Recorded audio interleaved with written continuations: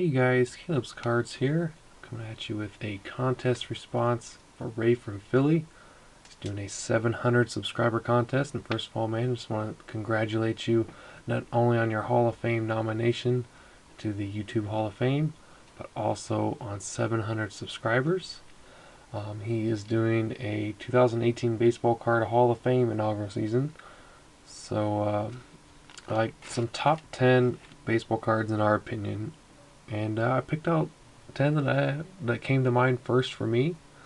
I don't know how they stack up against like everybody else's. I tried to be a little different, but I guess we'll see with all the other video responses. I'm still catching up on videos, so I'll be seeing them. But these are just, players and cards that came to my mind first, and I did my best to make a top 10. So I hope you will enjoy. Now, I only own like 2 on these cards in this list, but the rest of them we'll have to do pictures for. Actually, all of them we'll do pictures for, because I don't know where the other 2 are that I have. They're around here somewhere. So we'll work our way backwards. Number 10, I have to say it'll be this card, very iconic, the 1989 Fleer Billy Ripken, and he put a word on there that I will not repeat. This channel is a very family-friendly, clean channel, and I do not cuss in real life, so I will not repeat anything that he put on there. And I got the blacked out version for that reason as well. I'd feel more comfortable doing that. So this was, a very popular card that was highly sought after. Still kind of is highly sought after as far as popularity and everything. So I had to put this at number 10. And I've had several of them over the years. Mainly, I think it's just always been the censored version each time, but they hold a little bit of value. They hold some value graded, and it's just very iconic card. Number 9 is the 1985 Topps Team USA Mark McGwire baseball card. I personally have always wanted to own this card, but I've never been able to. But this was obviously a super popular card in 1998 when him and Sammy Sosa and Ken Griffey Jr. were all going at it, the home run record, and everybody was going crazy for this card. This thing was worth a ton of money. It still holds a little bit of value, but not near as much as it did. But obviously a very iconic card, even with all his steroid issues and things like that. Still, you got to look at it from perspective from the fan. He provided a lot of great entertainment. He brought fans back to the game after the strike in '94. You have to admit that no matter what, Mark McGwire still was an awesome player, with steroids or without, in my opinion. I don't know if he'll ever make it into the Hall of Fame. I don't know if he necessarily should, just because his batting average wasn't that high. He hit a ton of home runs, but his batting average is like really low. But there are other players that had lower batting averages, like Harmon Killebrew and stuff, so he might have a shot. I guess we'll see. Number 8 would have to be the 1960 Topps Carly Yastrzemski rookie card. Also one card that I'd love to own, but probably never will. Pretty iconic and pretty sought after card. It's fairly affordable, and for most collectors, it can get real expensive. For those really nice grades like this one here, going to be a 7, I'd probably command a decent amount there. But for me, it's out of my price range. But for some, this is probably a really good card to pick up, and I'd love to someday own it. And I'd have to put that as my number 7, or number 8. I'm sorry, or number 8. This is number 7. Not his rookie card or anything like that, but a 1954 Topps of Jackie Robinson. 54 Topps is a pretty beautiful set, and you'll see some more coming up from this set as well. But Jackie Robinson, very iconic player, historical player, awesome person to read about his life and everything. Not only his achievements on the field, but off the field. He's just a really good role model for any person, and I think that translates into his cards. And I would love to own this card or any Jackie Robinson card from his playing days. That would be absolutely amazing. So that is number 7, right? Yep. So number 6, the 1956 Topps Ted Williams. I've seen this card pop up on eBay all the time, and like people's collections or Dutch auctions. They always have like this card highlighted in lots of them. If you know if that card actually even in that lot, but 56 Topps is also really awesome set.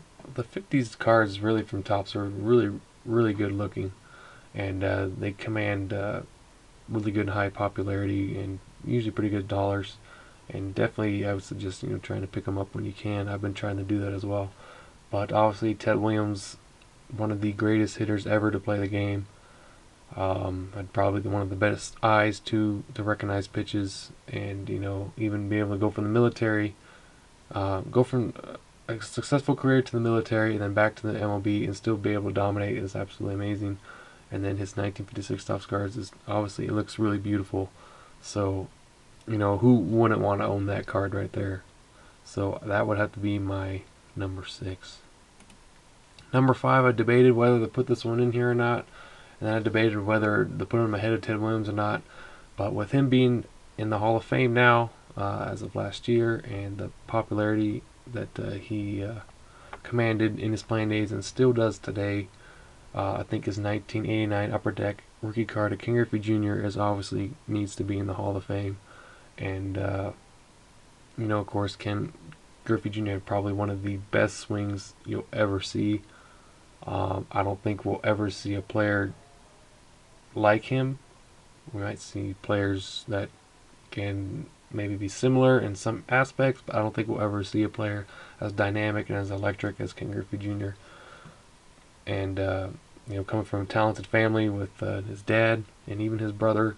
I don't know if his brother actually ever made it to the majors, but he was drafted by the Mariners. But it's just an absolutely awesome card, and keeps going up in value, so I'll have to put that as my number 5. Number 4, not a Hall of Fame or anything. This is probably the only non-Hall of Famer in this list.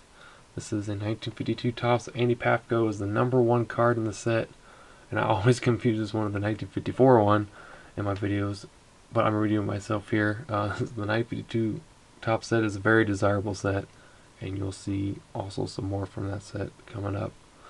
But being number 1, a lot of kids, they put them in rubber bands or on their bicycles for to make all the noise and stuff.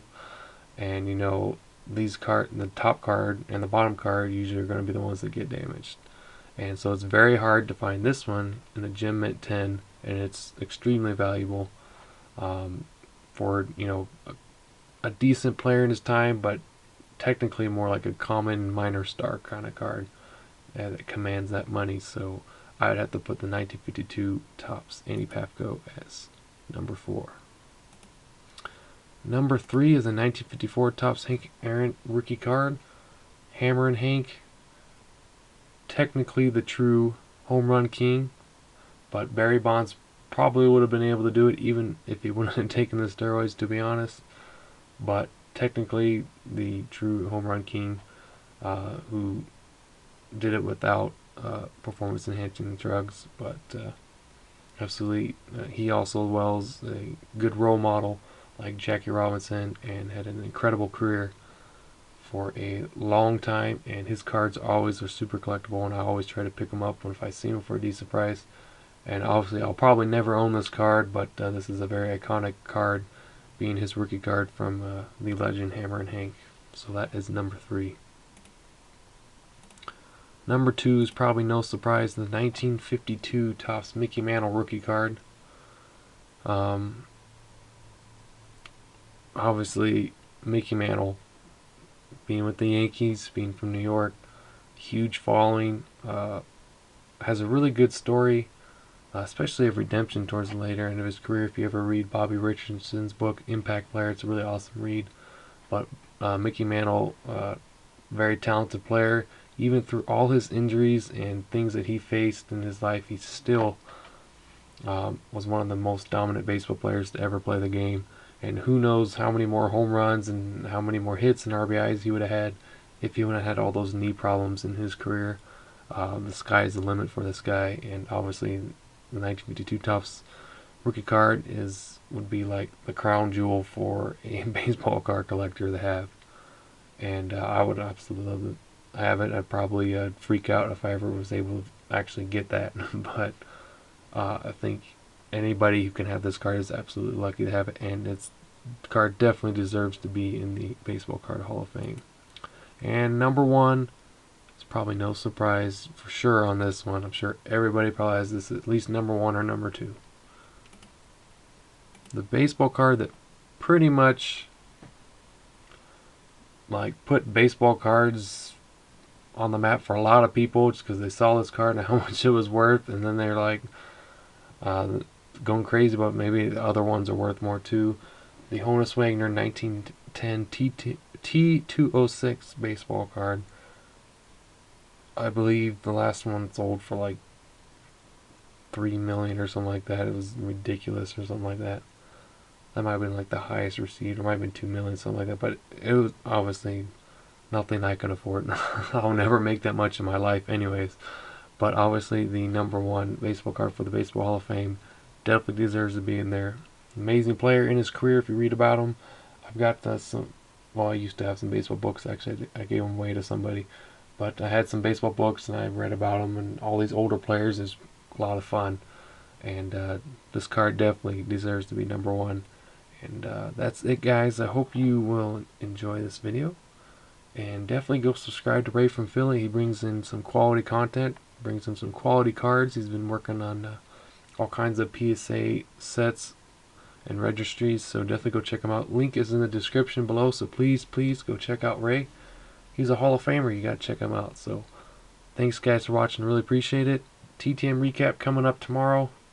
My camera wasn't working, so I really couldn't do my other videos that I planned, but hopefully that'll change and I can get those up this weekend or beginning of next week. Otherwise, I'll see you guys later. Have a good day.